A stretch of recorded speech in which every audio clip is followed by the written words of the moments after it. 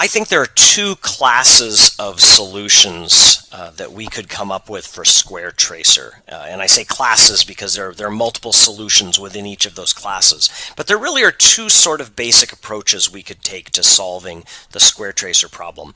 And this goes back to the beginning of the course when we talked about the difference between absolute motion and relative motion.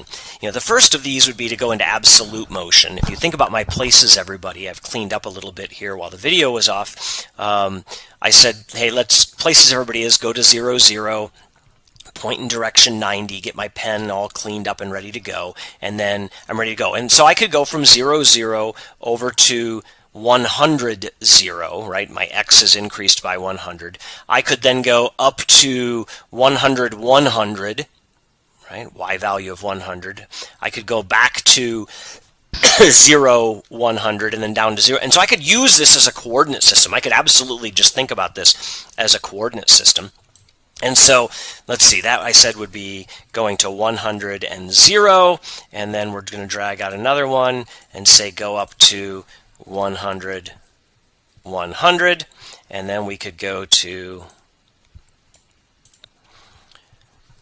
0 and 100, and then we have to go back to the starting corner. And for, again, in certain mathematical situations, certain math courses, we absolutely want to think about this as a coordinate system, and we really want to emphasize those points and use that kind of geometry in this. And so this is pretty easy to do.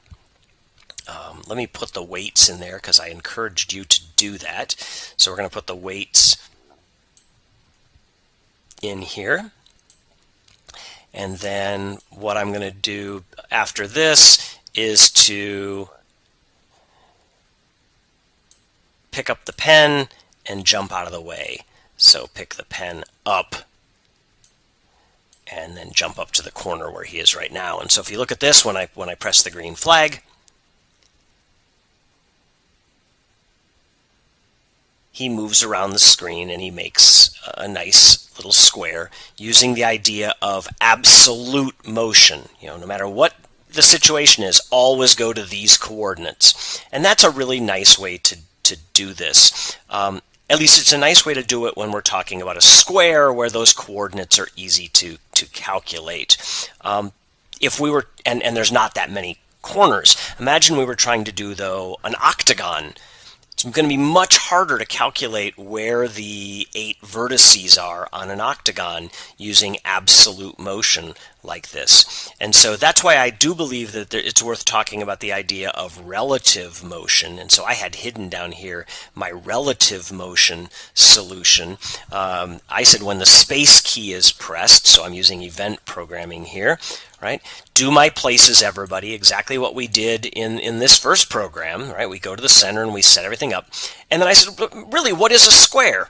It's 4 sides and 4 angles. So I said, move 100 steps, turn 90 degrees, and do that 4 times. Move, turn, move, turn, move, turn, move, turn, and we produce this exact same shape. So now if I hit my space bar, this one will go down because I'm turning to the left. If I actually had changed this to turn to the right, it would have produced the exact same square we had before.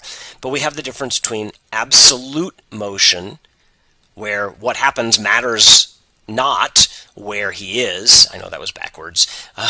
And then there's relative motion, which says, look, this all depends on where he is and what he's doing. But both of them will produce a square, and both are good ways to start us into our next form of working with a pen.